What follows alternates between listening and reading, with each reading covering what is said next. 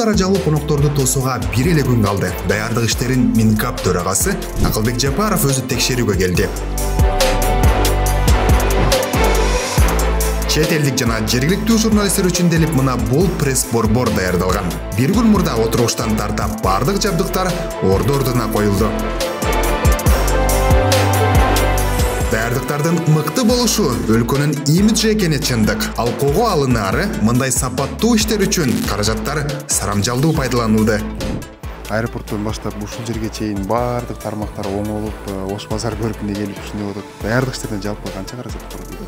Жалпы биз өзүбүздүн бюджетибиздин чегинен чыккан жерибиз жок. Ал эми шаардын территориясында шаар өзүнүн бюджети менен оңдоп атат. Манас аэропорту менен оңдоп атат дегенде.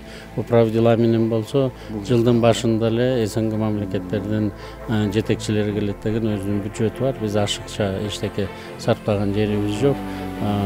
Негизинен эле жалпы шаардын ичине баары оңолуп баратат. Байкасаңыздар керек. Мына бул Орду калааны аралай келаткан Аурус Аларча мамлекеттик резиденциясына бет алды. Бул учурда Аларча мамлекеттик резиденциясында таң эрте атмосфера мына ушундай. Имараттын алды гүлгө оролуп, өзгөчө кооздук менен жасалган. Көк шибер дагы көркүнө чыгып турушу керек. Анан албетте кызыл килемге кыл жатбашы кажет. А бирок табигат өзүнүкүн берген жок. Айва, эжелерибиздин эмгеги бул. Алтын күздүн келип калганынын белгиси. Килемдин үстүн таптаза кылып тазалап аттык эле, бирок жалбырактар болбой эле болуп калды.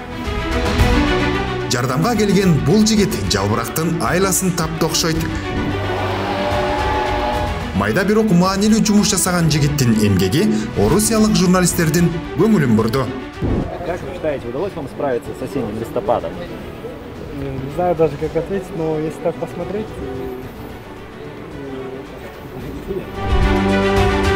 Ала тоонун таза абасы кандай гана конок келбесин кере-кере дем алууга тартат.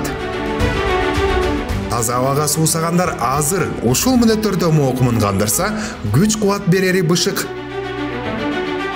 Орусиянын мыкты журналисттери Кыргызстанга эс алып кеттүүгө ашыкканын жашырган жок. Как вам Кыргызстан? Мне Кыргызстан всегда нравится. Всегда. Я уже не могу посчитать, какой я здесь раз. Но здесь хорошо, правда, искренне. Хочется подольше побыть, если честно. Обязательно приеду в отпуск, обязательно. Ошентип даярдык идеалдуу, бардыгы ордунда. Орусиянын лидерин тосуп алуу аземине саналуу гана мүнөттөр калды. Тышкы саясатта Кыргызстандын эң негизги өнөктөшү Россия Федерациясынын президенти Владимир Путин менен Садыр Жапаров буга чейинки 2 жыл аралыгында Казакстанда, Өзбекстанда, Москвада бир нече эре жолугушуп, саясий экономикалык ошондой эле соода саттык алакасын талкуулап келишкен. Дал ушул күнү Владимир Путин өзүнүн расмий сапары менен Ала тоого келип отурат.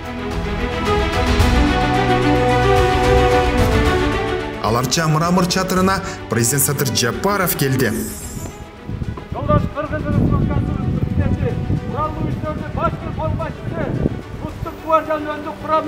Россия Федерациясынын президенти сотууга даяр. Владимир Путин Аларча резиденциясында өзүңүздөр көрүп тургандай, дал ушул конок үйгө келип жайгашкан болчу. Ал жактан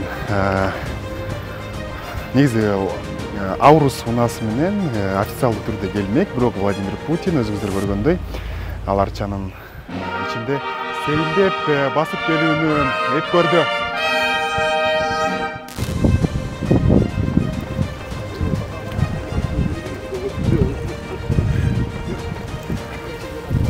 Калганы салт боюнча алгач эки өлкөнүн гимни жаңырды.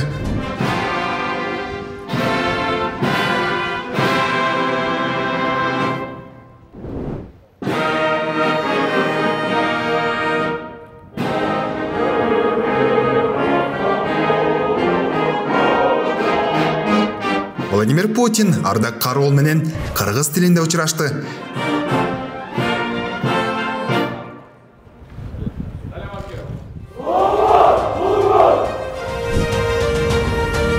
делегация мүчөлөрү менен таанышты. Айтор бардыгы ойдогудай өттү.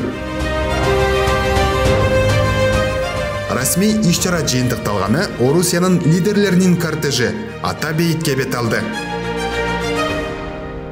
Азыр болсо биз Ата бейит мемориалдык комплексинде турабыз. Дал ушул жерге президент Садыр Жапаров жана Россиянын президенти Владимир Путин ушул жердеги 1916 жылдагы ата бабалардын элесине арналган ушул эстеликке гүл чамбар коюу үчүн Ата бейитке келишти.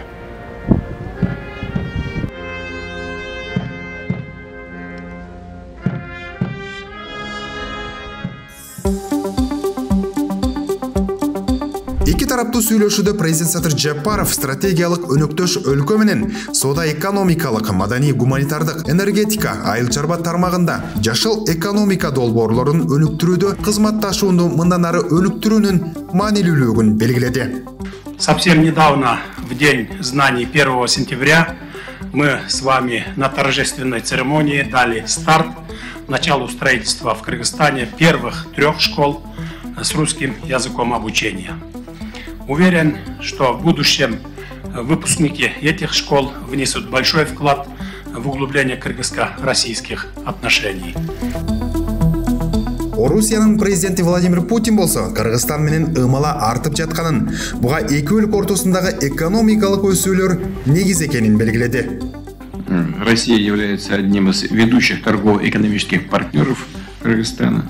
В прошлом году товарооборот увеличился на 37% до рекордных почти 3,5 миллиардов долларов. А в первом полугодии текущего года прибавил еще 17,9%.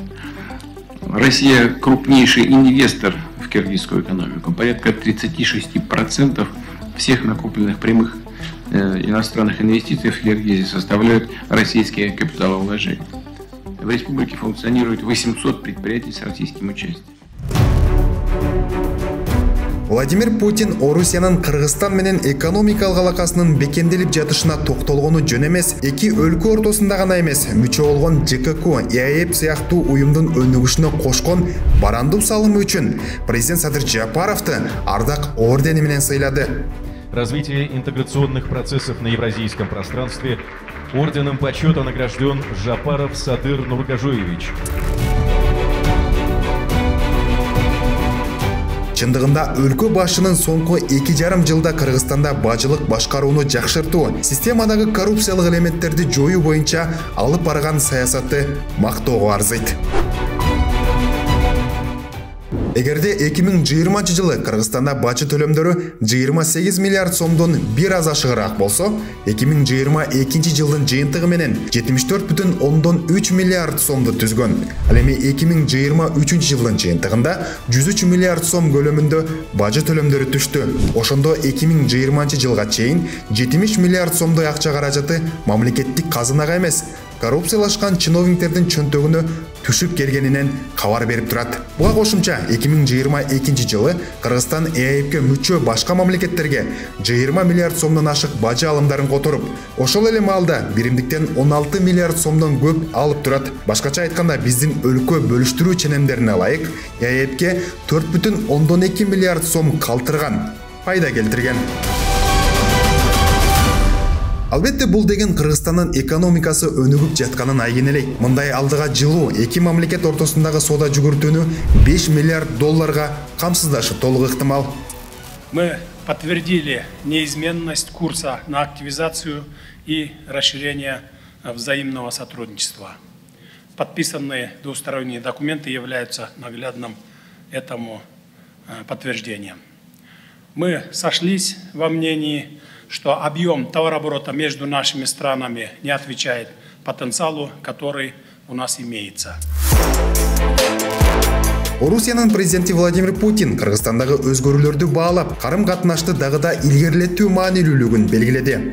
В первом полугодии текущего года он подрос еще почти на 18%. И я полностью согласен с президентом, с моим коллегой. У нас, конечно, есть хорошие перспективы для дальнейшего роста. Наши страны в торговых расчетах активно переходят на национальные валюты, выстраивают устойчивые каналы кредитно-банковского сотрудничества. Как результат, доля рубля во встречных коммерческих сделках достигла внушительных 83%. Жолугушуу ийгиликтүү болгонун ушундан билиңиз, кыргыз-орус биргелешкен кызматташтыкты арттырууга багытталган бир катар документтерге кол коюлду. И правительством Российской Федерации по вопросам обеспечения биологической безопасности.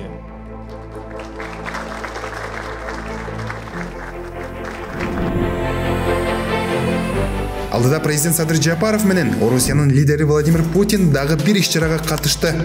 Россия Федерациясынын президенти Владимир Путиндин Кыргызстанга жасаган визити өзүнчө бир символикалык мааниге ээ деп дагы айтсак болот. Себеп дегенде бул визит кант аба базасынын 20 жылдыгына, ошондой эле Кыргыз-Орус славян университетинин 30 жылдыгына туш келип жатат. Азыр болсо мрамор, аларча мрамор чатырынын алдына дал ушул кант авиа базасынын жоокерлери келген. Эки президент азыр дал ушул жерге чыгып, кант аба базасынын жоокерлерин символикалык майрамы менен куттукташмакчы. Эки мамлекеттин лидерлери Кант шаарындагы Россиянын кошмо аскердик авиациялык базасынын өздүк курамын, авиабазанын 20 жылдыгы менен куттуктады. Российская авиабаза успешно решает задачи и является сдерживающим фактором для террористической и экстремистской угрозы в регионе. И размещение нашего военного контингента стало одним из решающих факторов в противодействии и противоборстве с этой угрозой, исходящей из-за рубежа. С тех пор в течение 20 лет авиабаза играла и продолжает играть ключевую роль. Алатоонун керемет кооздугуна сейилдөө менен Орусиянын президенти Владимир Путиндин Кыргызстанга расмий сапары жыйынтыкталды.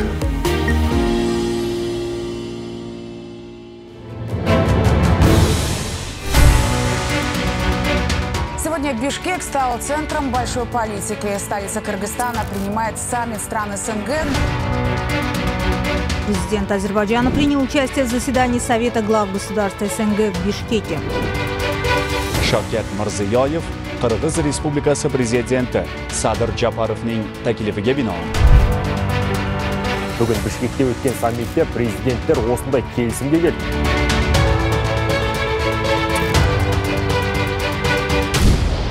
Бул күнү Бишкекке КМШга мүчө мамлекеттердин лидерлери чогулду.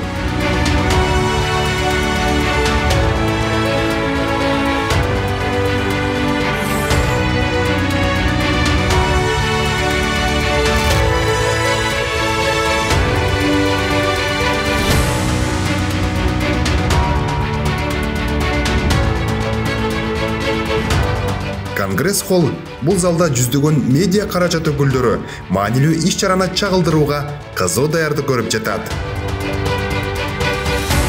Лидерлердин маанайы жакшы, айрыкча Белоруссиянын президенти Александр Лукашенконуку. Азыр болсо КМШ өлкө башчыларынын бардыгы аларча мамлекеттик резиденциясындагы конгресс-холлго келди. Аларды президент Садыр Жапаров өзү тосуп алды. Аркамда турган массалык маалымат каражат өкүлдөрү болсо президенттердин бардыгы ушул жерде тарыхта калчу сүрөткө түшүшөт. 5 мамлекеттин лидерлери көз карандысыз мамлекеттер шериктештигинин кеңешинин чакан урамында пикир алышты. Бизнес-партнерам откроется дорога во все страны Содружества. Там они смогут оказывать услуги и инвестировать в перспективные проекты. Лидерлер өз ара пикир алмашууда, ал эми бул залда болсо 5 мамлекеттин делегация мүчөлөрү президенттерди кеңейтилген форматтагы жыйынына күтүп жатышат. Бул учурда залга министр Жээнбек Кулубаев кирип келди. Алгач эле ШКУнун катчысы менен кытайча учурашып амандашты. Андан соң өзбекстандык кесиптеши менен саламдашты. Анан албетте Сергей Лавров четте калган жок.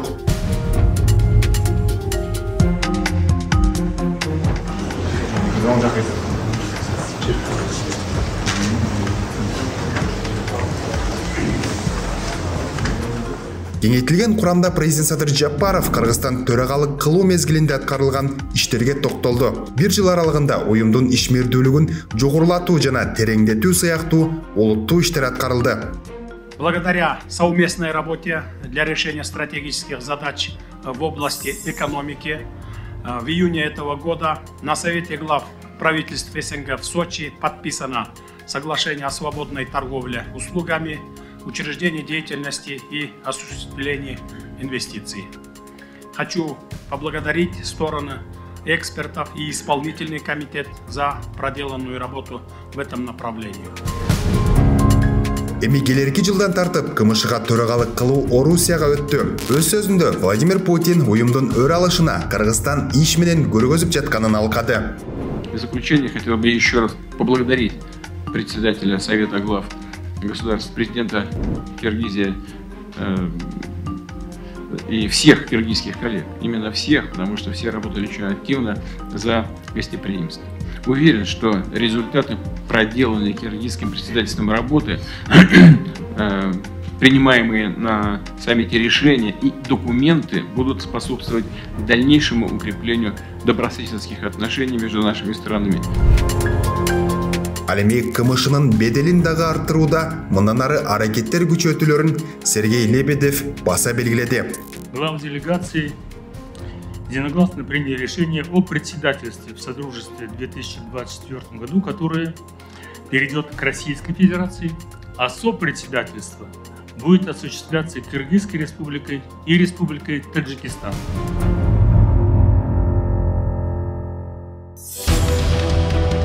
Бул КМШга мүчө мамлекеттердин жолугушуусу жемиштүү жана жакшы маанайда өттү. 5 мамлекеттин лидерлери 16 документке кол коюп, биримдиктин алкагындагы аткарылчу иштерди бекемдешти.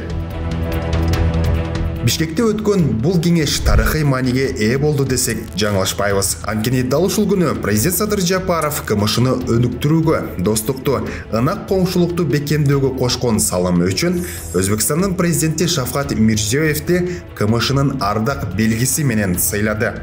Укрепление дружбы, добрососедства и взаимовыгодного сотрудничества между государствами, участниками СНГ наградить почетным знаком Содружества независимых государств президента Республики Узбекистан Мирзиёева Шавката Мирамоновича, председатель Совета глав государств Содружества независимых государств Садыр Жапаров.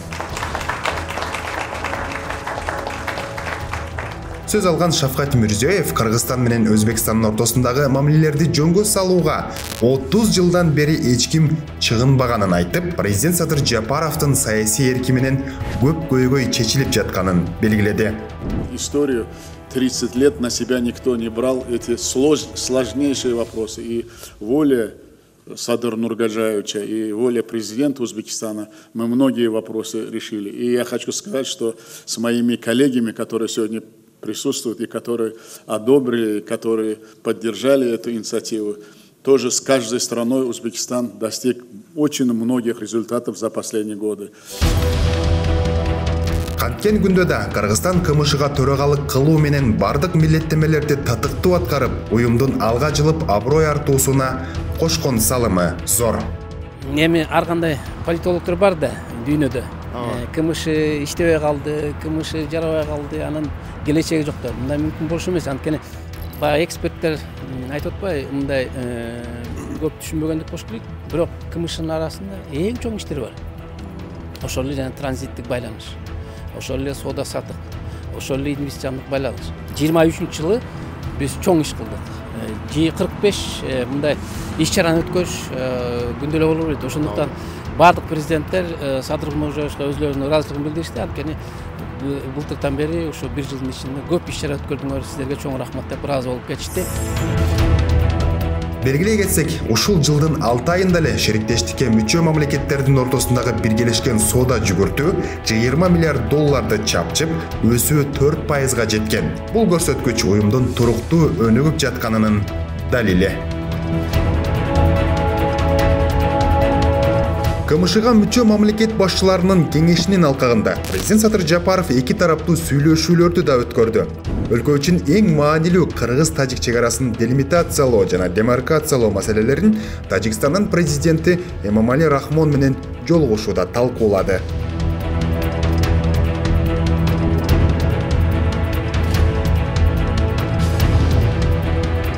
Ал эми Түркмөнстан менен кызматташтыкты мындан ары бекемдөө жана арттырууга, соода, инвестиция жана логистика жаатында келечектүү жаңы долбоорлорду ишке ашырууга кызыктар экендигин президент Садыр Жапаров Түркмөнстандын башчысы Сердар Бердимухамедов менен жолугушууда көтөрдү.